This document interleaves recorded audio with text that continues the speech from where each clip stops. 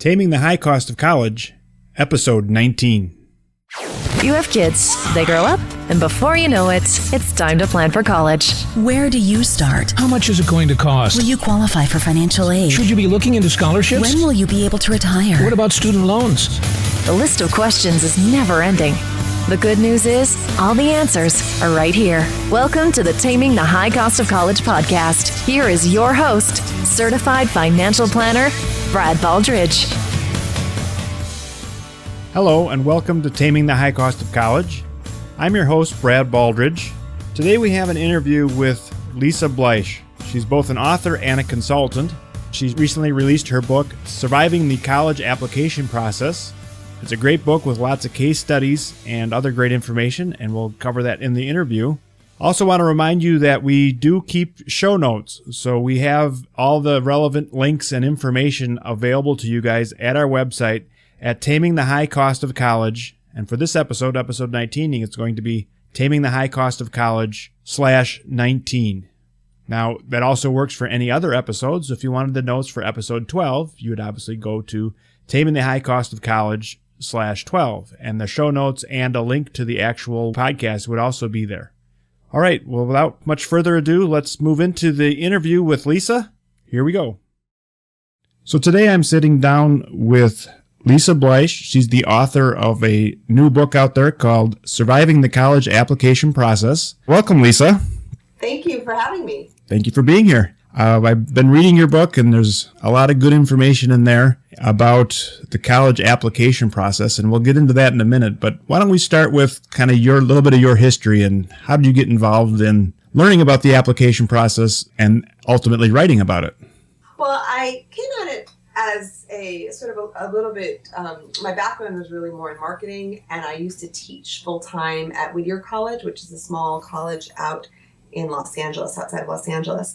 And I loved sort of teaching and sort of mentoring students and helping them figure out their career paths, figuring out graduate school, figuring out what classes they should be taking, and, helping them with internships and things like that. And we moved, my family and I moved from Los Angeles to New Jersey in 2004. And I noticed that everybody was really stressed out about the college application process.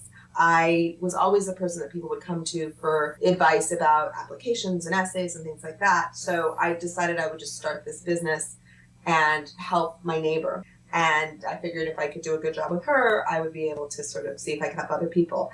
And then it just kind of morphed into this fairly substantial business of helping students through the college application process. And I kind of used my marketing background, my teaching background. I was also director of recruiting for Ticketmaster Online City Search. So I kind of brought all those skills together, which really is important for this business. Great. So it sounds like then you've helped a lot of students personally, more one-on-one, and therefore the book is kind of a summary of the things you've learned as you worked with students?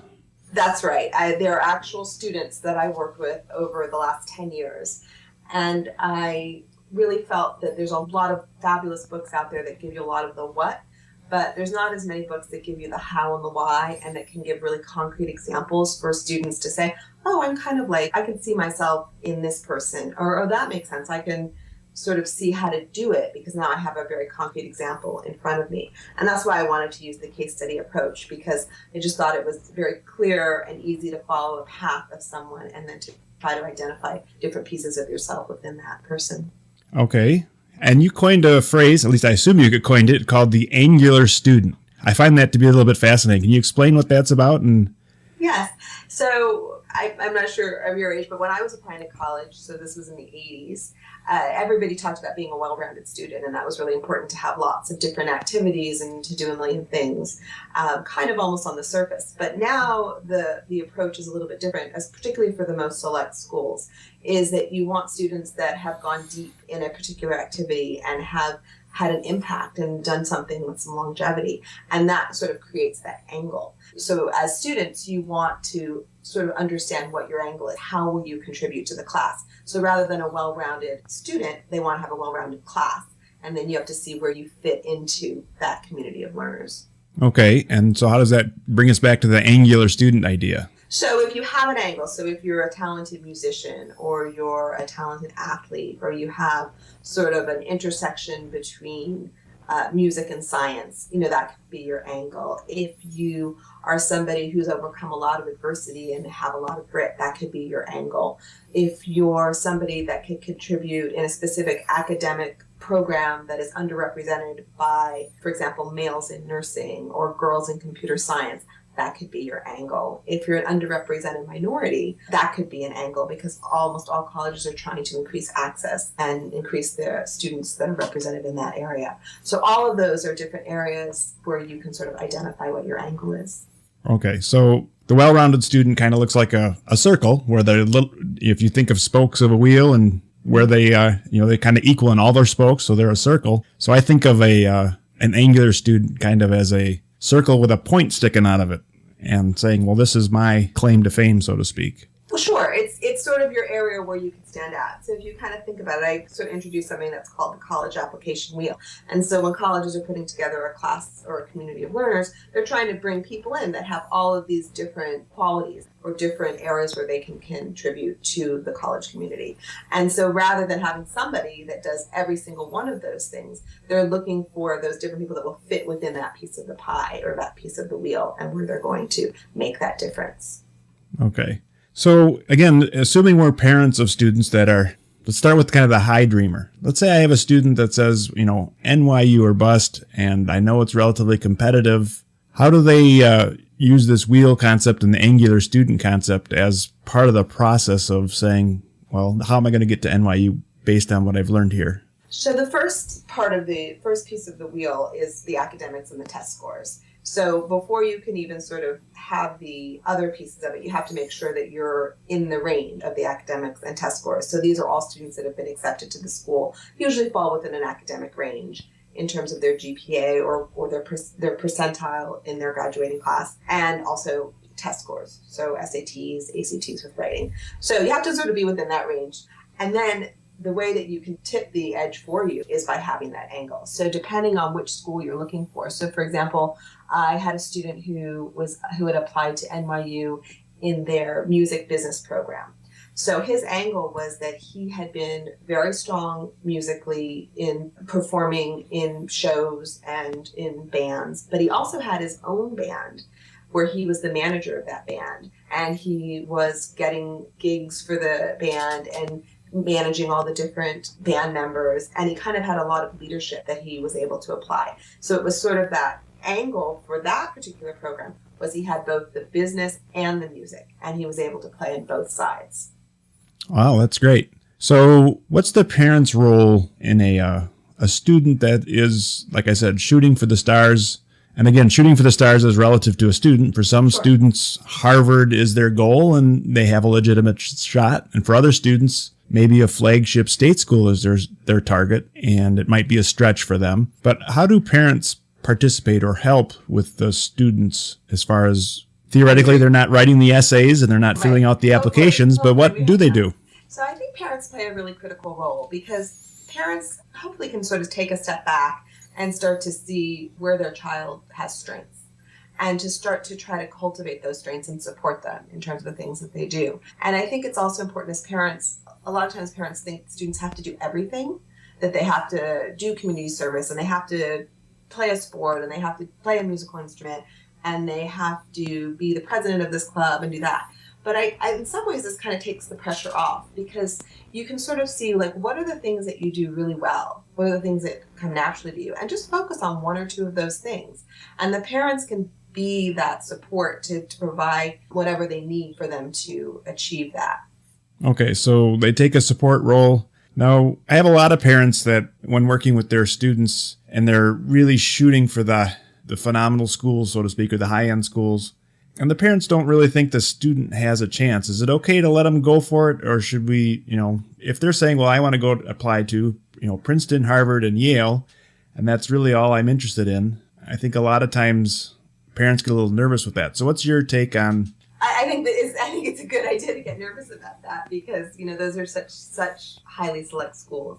So I always like to have, in some ways I'm going to contradict myself, but a well-rounded list, because that is important. So you want to have one or two reach schools. So these are schools that, depending on where you are in the academic range, could be pie in the sky or could be just because they're so competitive, they would be a reach school for anyone. 1 to 2 possible schools. So these are schools where somebody with your academic profile has gotten in, but not the majority of students with your academic profile have gotten in. And then there's likely schools. These are schools where most people with your academic profile have gotten into that school. And then safeties are schools where pretty much everybody with your academic profile, and this is including test scores, are way above that. So I think for parents, it's okay to have that reach school. I mean, I always tell a student, look, your chances of getting into Harvard or Yale or Stanford are really small, and that's really for anyone.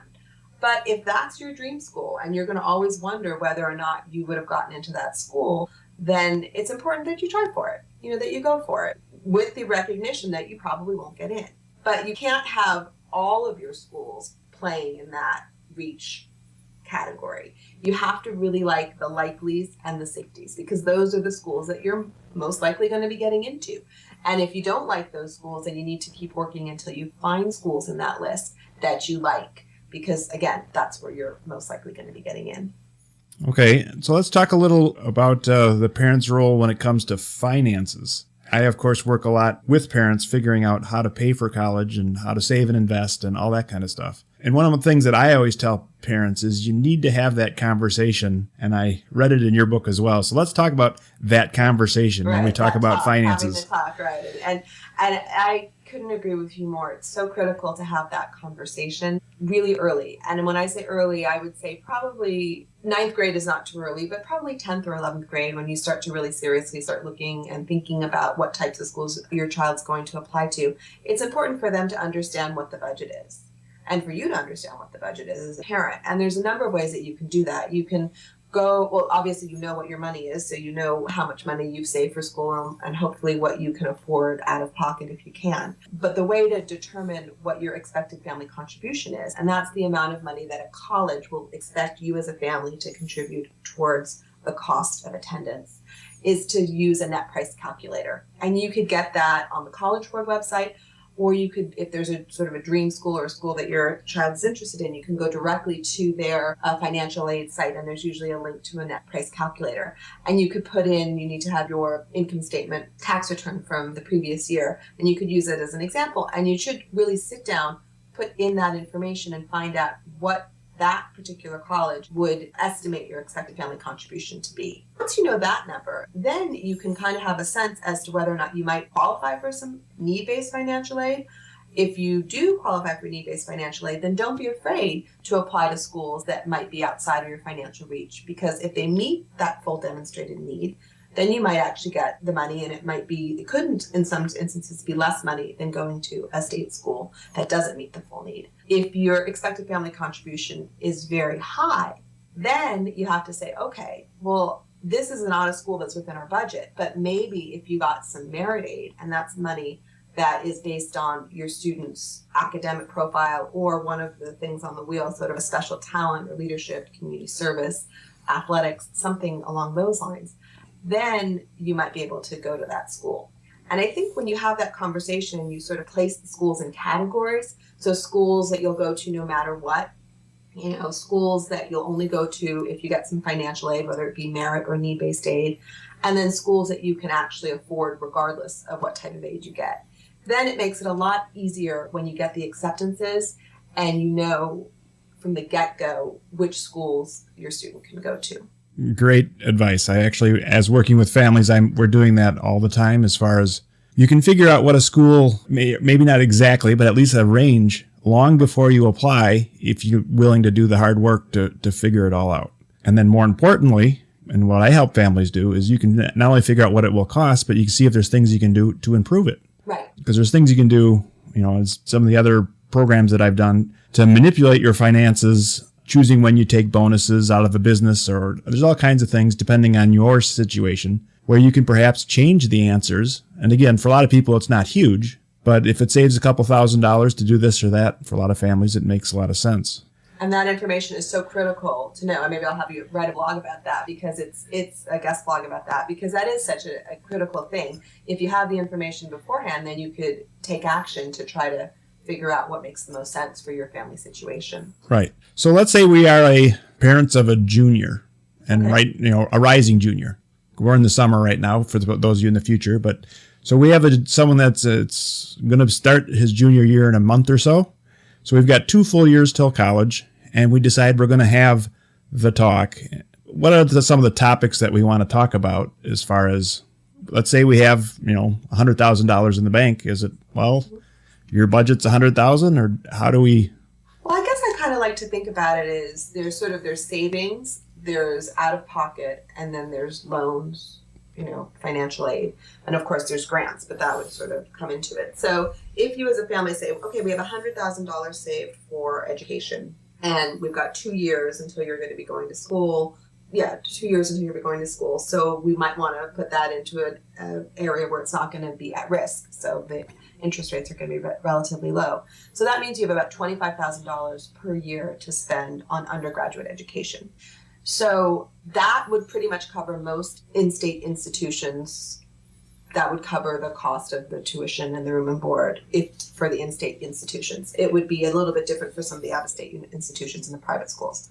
So then you could say, okay, so let's look at a list of schools and say, these are the schools that you could go to and you could graduate without any debt. These are the schools that where you would have to take on some level of debt. And I really don't like students to take on more than 2/3 of their anticipated first-year salary as personal debt, because that just puts them too far behind the 8 ball in case they want to buy a house in the future, or they want to go to graduate school, or they, anything they want to do. I think that they can manage 2/3 of the first year salary. It's hard to manage beyond that. Right. So let me give a couple examples of that. So if you think you're going to be graduating as an engineer, they start at $60,000, let's say. So you're saying $40,000 is a reasonable debt for the student.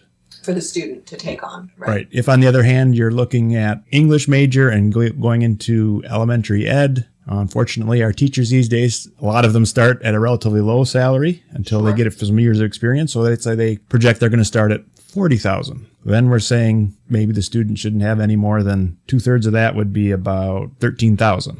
It would be a little bit more. It would be 2/3. It would be $26,000. Yeah, $26,000. So those, some guidelines. So that means the student can borrow $5,000, $6,000, $7,000 a year. Right. And that's about what you can in terms of the, those are some of the limits in terms of some of the Stafford loans and things like that. And so that would be at the upper limit. But obviously you want to, it would be great if you could graduate without any debt, because I am a big believer in trying to minimize that debt altogether. So, and then what happens if you want to be a doctor or you want to go on to graduate school? And then you have all of those other additional costs that you want to have. So that's where, if you know that in the future, you don't always know that, but if you have any inkling that that a student might want to go on to graduate school, then maybe you say, well, okay, so we have this money, but if you could go to a school where you can get a lot of merit aid, or you could, really reduce the cost, then you could use that money towards graduate school as well. Correct. So, and I think that's another part of the talk is who's responsible for graduate school. I've had a lot of parents say things like, well, we're going to cover undergrad, whatever it takes, but then we're done no matter what.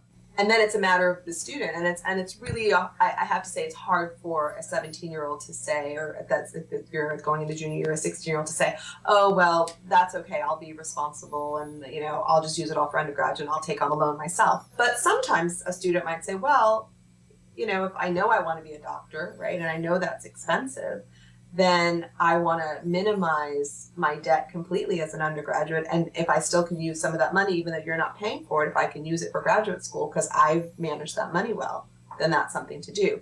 Like one of the examples in the book, Fady, she knew she was wanting to be a doctor and going on to graduate school. So one of the things that we really tried to focus on was how could she get a really outstanding education for almost no money, and she was able to achieve that. She was able to go to Villanova for free, use whatever money her parents had saved for graduate school. Absolutely.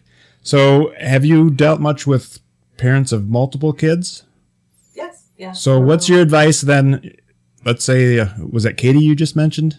Fady. Okay. Yeah. So she's got a little sister, and now Fady hasn't spent any money because she did a good job, and the second student now maybe isn't quite as academically strong or whatever.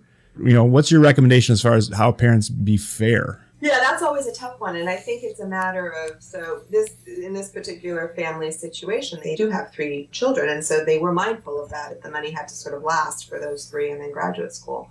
So I don't think you should be a student should necessarily be penalized for being good and not costing the parents any money. I think you can either sort of say, like, look, we've set aside X amount of money for your education, and you could use that however you want. And for each child, you can do that. And so if someone's able to get a free ride for it, then they can use whatever money the parents had set aside for graduate school, if that's something that they're going to use. If that student doesn't have the need for graduate school, then certainly the parents should and will have to use that money for the other siblings. And I think it's just a matter of the family and how they decide to allocate that money. And sometimes it's not always like even Steven is fair, but sort of to each according to need. Yes, exactly. And I guess that was my point. And I've seen families go both ways.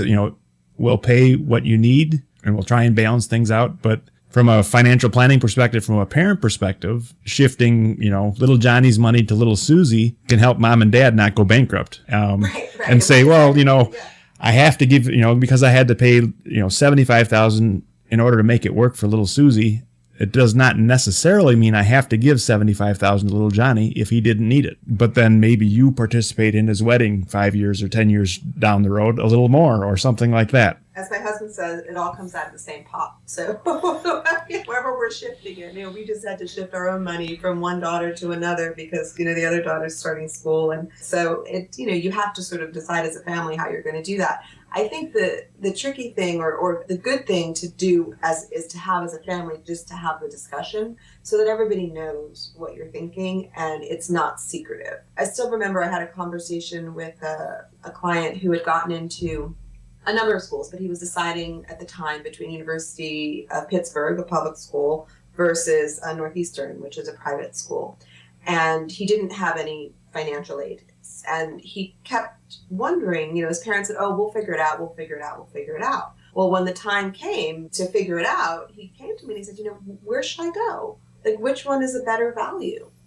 And I said, well, they're both excellent schools. You can achieve what you want to do at both schools. So my question to you is, what's your budget? And he's like, that's just it. I don't know. My parents won't tell me. So I said, well, you know what? Before you can make a decision, you need to understand how much debt would you have to take on to go to one over the other and decide whether or not that's worth it to you.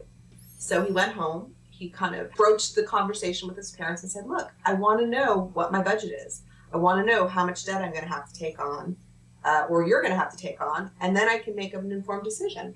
And then they had the conversation and he chose to go to the cheaper alternative, not because he thought he was losing anything, but because for him, it was a better value. Absolutely. So I guess here's a kind of a tangent as well. And that's what is the reality of how much a typical family ends up paying? If you look at, as an example, I've had people come to me and say, well, my student is fourth in his class and he has an ACT of 31 or 32 and he's a strong student. So we think he's going to college for free.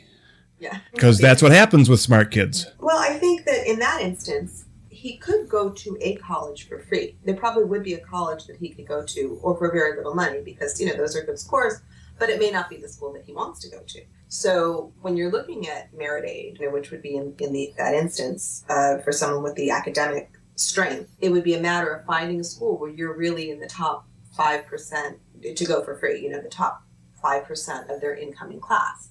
Typically, schools that do give discounts or give merit aid offer it to students in the top 10 to 15% of their class. That's on average. It varies, but that's about on average. So you would want to then look at a school where that student is in the top 10 to 15% of the profile. To get the highest scholarship, you obviously want to be in the top 5% of that incoming class, and then you would be more eligible to get that sort of an award. Right. So when you say top 5%, we're not talking top 5% of high school. We're talking top 5% of the applicant pool at that college. Right. The incoming class of a specific college, the top 5% of that incoming pool. Exactly. So how would we figure that out? How do you know what a typical school looks like? Well, there's lots of information. You could look at College Board. You could look at, a lot of schools use Naviance, and that will give you sort of the range of ACT scores and the range of GPAs or classes, what percentage they're in.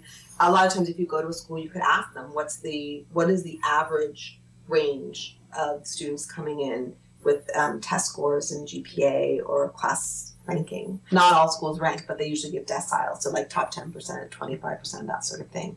So you can get that information. On my website, I have a lot of links to those various sites, and my website's collegeboundmentor.com. So if you look under resources, you can find links to that. And then you could kind of get a sense of where you stand within that particular school. So for the schools where all of these kids are coming in the top 10% of their graduating high school class, you're not going to look very special, right? Because you're competing against everybody that is in that same sort of range. If you're looking at a school where they maybe accept only 20% of their kids from the top 10% of the graduating class, of the high school class, then you would be at the higher end of that range. So it's just a matter of sort of looking at the statistics. Great. So let's circle back around to the book a little bit again, because I think one of the really strong points of the book is you have, and I think it's a majority of the book actually, is you've got 11 case studies in there. Could you explain a little bit, why you have 11 case studies and why a typical parent would care? Okay, yes. I wanted to write a book that was more narrative and that really told stories about people, because I feel like students and parents can relate to people and their struggles more than just sort of straight facts. And in reading that, they can really start to identify pieces of themselves within each of the students. I don't know that you're going to find one that's exactly like you, but you will find elements of yourself in at least one to three of the different students. And I also wanted to show a wide range of student abilities, academic and otherwise, to show that really everybody could benefit from thinking strategically about the college application process. So that was sort of the impetus to writing the book. And I tried to have a scientist and an athlete and a performing artist and someone who had struggled a little bit. So I really tried to cover the spectrum of different types of students. And so that was really the idea behind it. Right. And then each of these case studies is relatively long. So it looks like Noah starts on 37 and goes until page 52. So 15 pages about Noah, which would be one of the case studies. He's got a tag called the intellectually curious actor. So kind of run through Noah a little bit as far as what's in the case study. So if we were to pick up the book, what a case study really entails. Sure. So Noah, yes, is the intellectually curious actor, and an intellectual curiosity is one of the elements of the wheel. So I wanted to kind of just put that in there. So Noah came to me. He's a very strong actor. He had been going to a summer camp for acting, every single summer since he was probably 8 years old. And he'd also been very talented in his high school, done a lot of acting stuff. He was a strong student. He came from a very competitive suburban high school. So he was probably in the top 25% of his class. So solid. He had a rigorous curriculum, not the most rigorous, but definitely rigorous. And he did, he did well on his SATs. He had a 1390 in the critical reading and the math, and he had a 30 ACT. So he had a good solid profile, but what his strong angle was his acting. But he didn't want to go to school for acting. He really wanted to go to school for something completely different, either politics or history. He did want to sort of demonstrate that acting. He was also quite involved in the Jewish community. And so one of the things I had said to him was, well, you have the summer between junior and senior year, and it might be nice for you to do something different than to just go back to your camp. Because, that you've done and you've sort of taken it as far as it can be, but you really want to explore a little bit your intellectual curiosity within the Jewish community and within politics. So we identified a summer program, which is a great way to, if you can, to sort of boost that academic or that intellectual interest. And he ended up going to Washington, D.C. and learning about lobbying and learning about politics. But more interestingly, he learned that he was kind of considered a conservative in his political views, where he had always thought of himself as a liberal. And just being amongst these, other Jewish teens, he was seen in a very different light. And then it made him realize that he had been a little bit closed-minded in terms of the types of things that he read and the types of articles and people that he followed. So he started to open up his mind and to start to reevaluate his own point of view vis-a-vis other people's point of view. And it kind of became a strong awakening for him intellectually. And that's what he chose to write his essay about, was to write about how this particular summer experience really opened up his mind, that he needs to look at all different points of view And that was a way that he was able to demonstrate his intellectual curiosity. And he applied early decision to William and Mary, which at the time was a little bit of a was in that possible reach category. And thankfully he got in. And I think it was because he was a really good fit for the academic community there. Okay, great. So if you're actually going and read that case study about Noah, it kind of starts with also a little bit of I don't know if the timeline is the accurate way to say it, but it kind of the process that you went through with him, where you said, well, this is where he is now, and this are the things that we need to work on or target. And so kind of the process of, well, can you speak to that a little bit as far as what did you do? Or Yeah, so I outlined the book, and all of the case studies follow a similar format. So it sort of starts with a snapshot of the student, and just to kind of say, like, okay, can I identify with this person or not? Is there anything in there? Then I walk through the first meeting and kind of the assessment. What were his strengths? What were his weaknesses? What were some areas that he needed to work on? And what was the plan for the coming year? And depending on when I met them, whether it was junior year or sophomore year, kind of, what we did. Then we go through and we talk about the personality profile. And then we talk about the strengths and the weaknesses, and then a checklist. So that kind of gives you the overview of what to do. Then the next step is to look at developing the college list. And that really goes into sort of the how and why. Like, what were the types of things that a given student was looking for in a school in terms of the academics, the personality, the social life, the location, the cost, all of those different factors. We kind of go through that and summarize that.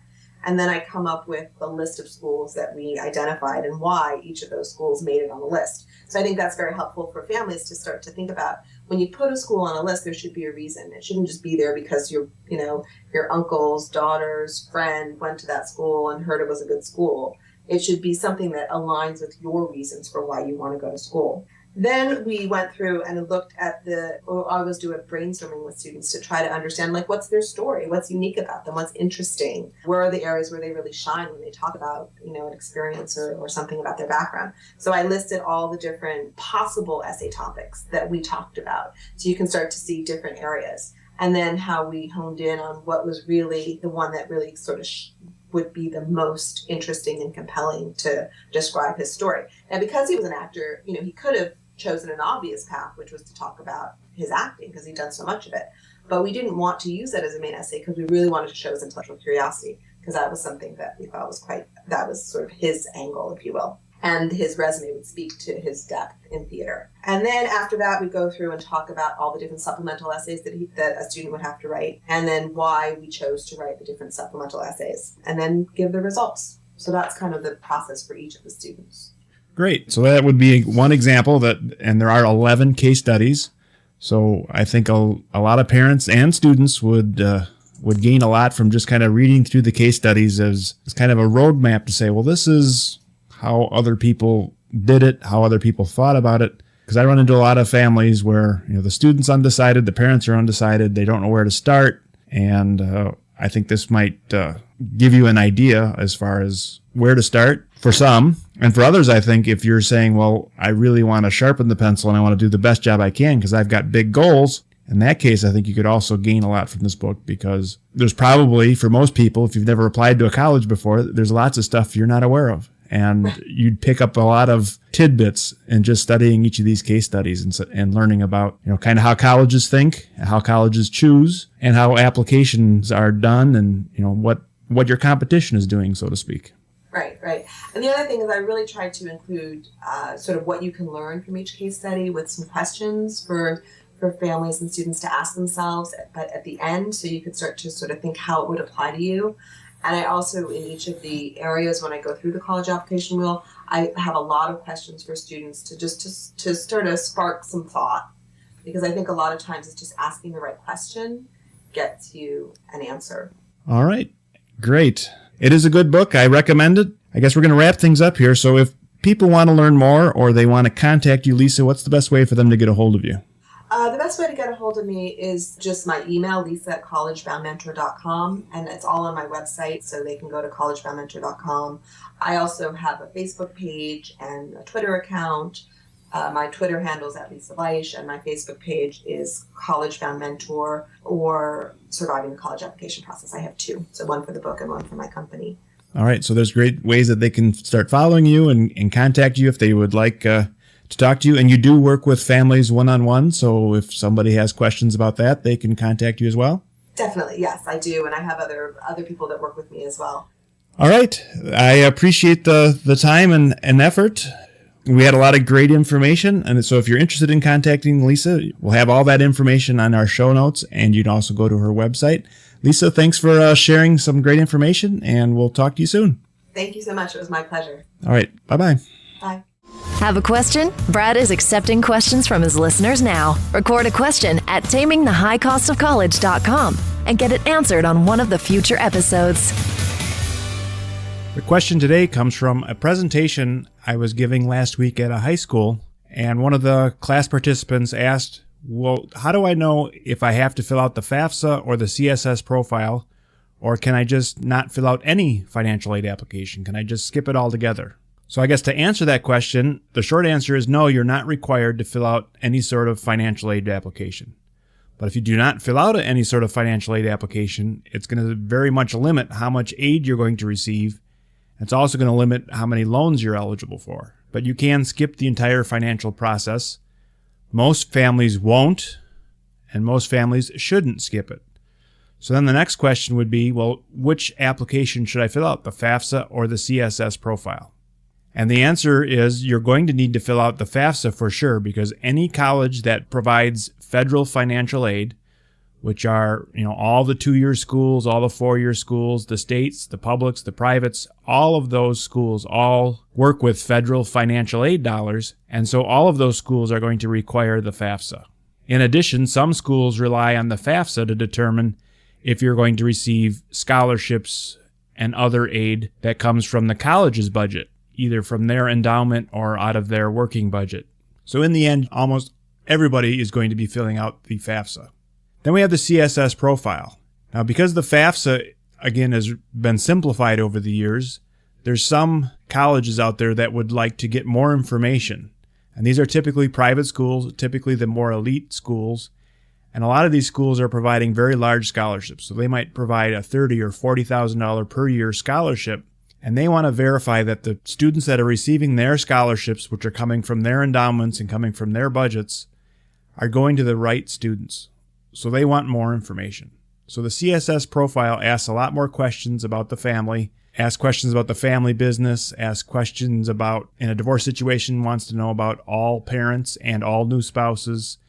It delves into your real estate more, it delves into your retirement plans more, and they just collect more information. Now, in a lot of cases, although it collects more information, it doesn't change drastically what your EFC is, so you're eligible for the same amount of aid even though you filled out both forms. But for some families, depending on your situation, you might get a drastically different answer because the CSS profile does use different formulas to calculate how much aid you will be eligible for. So again, everybody's going to fill out the FAFSA unless you're independently wealthy or for whatever reason you don't want any help. And some colleges will require the CSS profile. And for a list of those CSS profile schools will be in the show notes. And you can also get that over at College Board, which is the company that manages the CSS profile. All right, that's all for today. I appreciate you listening. If you enjoy what you're hearing, I would appreciate it if you would go to iTunes and or Stitcher and leave a review. If you're not familiar with how to download a podcast on an ongoing basis, you can learn more at iTunes as well. Have a great day. Thank you for listening to the Taming the High Cost of College podcast. Now it's time for you to take action. Head to tamingthehighcostofcollege.com for show notes, bonus content, and to leave feedback for Brad. The next step on your college journey starts now. Brad Baldridge is a registered representative of Cambridge Investment Research and an investment advisor representative of Cambridge Investment Research Advisors, a registered investment advisor. Securities are offered through Cambridge Investment Research Incorporated, a broker-dealer and member of FINRA and SIPC. Brad owns 2 companies, Baldridge Wealth Management and Baldridge College Solutions. The Baldridge companies are not affiliated with Cambridge Investment Research.